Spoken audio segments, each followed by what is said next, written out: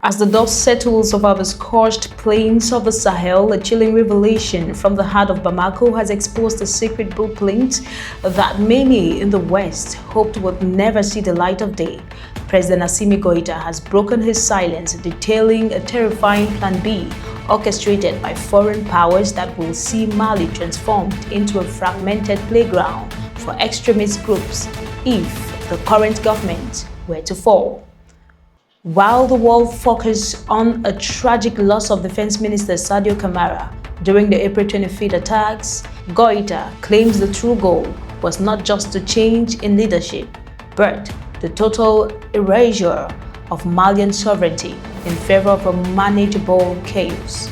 Good day, you're watching The Global Observer and I would like you to stay right there. Our lead story today pulls back the curtains on the strategic the chess match being played in West Africa, where the survival of a nation now depends on exposing the dark reality of what the world has planned for a post-junta Mali. The April 25th strikes were a massive shock to the system. The death of Sadio Camara was a heavy blow. He was the man who linked Mali to its strongest ally, which is Russia. When he fell, the Western media began to swarm. They started asking if the Malian state was about to collapse. They wondered if the militants of the JNIM, who are tied to the Al-Qaeda, would soon be sitting in the presidential palace. It felt like a coordinated effort to make the fall of the government seem like a done deal. But Goita is pointing to a much deeper game. He suggests that some foreign powers might actually prefer a militant-led Mali over a sovereign one that partners with Russia. Think of it like a landlord who would rather have a vacant, broken house than a tenant who refuses to pay him rent and talks back. To the West, a Mali led by Goita is a tenant they can't control. But a Mali led by militants, that is something they think they can manage. There is a strange logic starting to appear in Western diplomatic circles.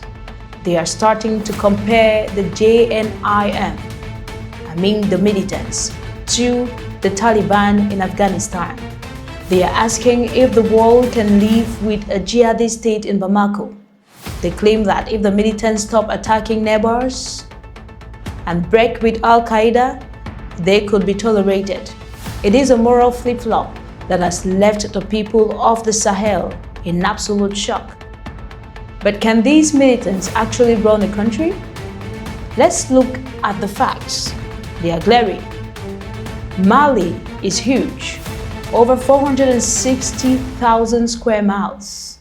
The JNIM has maybe 6,000 to 12,000 fighters. The disparity is clear. That is like trying to paint an entire mansion with a single cup of paint. It just doesn't spread far enough. These groups are good as shadow governance. They hide in the bush and tax local villages. But running a capital city of 25 million people, most of whom live in deep poverty, is a different story. They would have to provide food, water, and justice. They would have to deal with the IMF and the World Banks. Currently, they have no diplomats and no experience.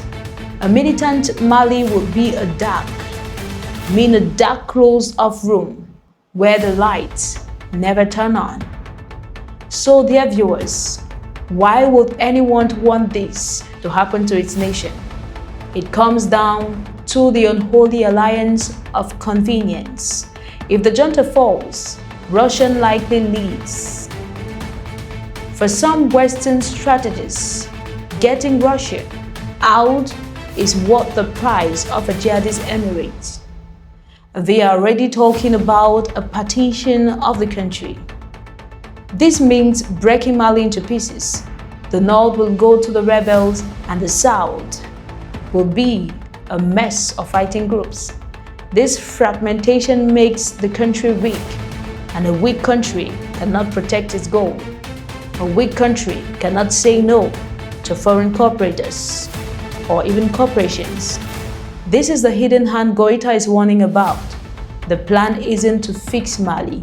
The plan is to break it so small that it can never stand up again. And remember, when divided, no one can stand. But there is a major problem with this Western Plan B. Who would stop the fire once it starts? That is the glaring question. Organizations like ECOWAS are exhausted. They tried to strengthen Niger with a military strike and failed miserably. We all saw that happen. France already tried to play hero in 2013, and now they are being kicked out of every country they touched. The United States is far too busy with the Middle East to send boots to the Sahara. Any group that tries to invade Mali, especially now, would find themselves in a quagmire. It will be like stepping into quicksand.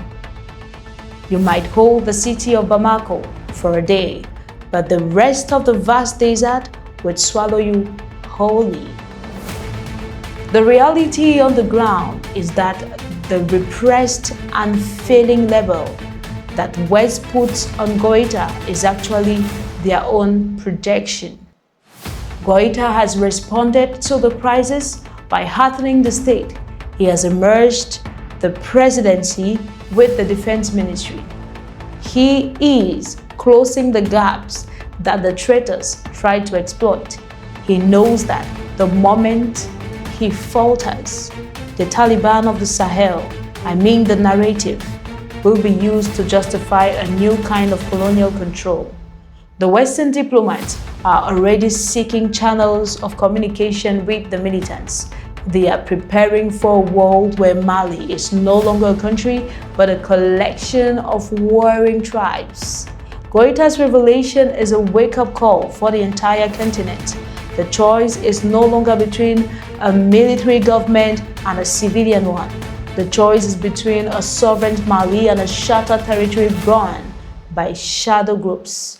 The West didn't see this coming. They expected Mali to beg for help after the April 25th attacks. Instead, dear viewers, Mali looked them in the eye and exposed their playbook. The lion is not falling. It is standing its ground against a trap that was set decades ago. The world is watching, and for the first time, the script is being written in Bamako, and it is not in Washington or Paris. I am thanking you for watching The Global Observer and urging you to stay put.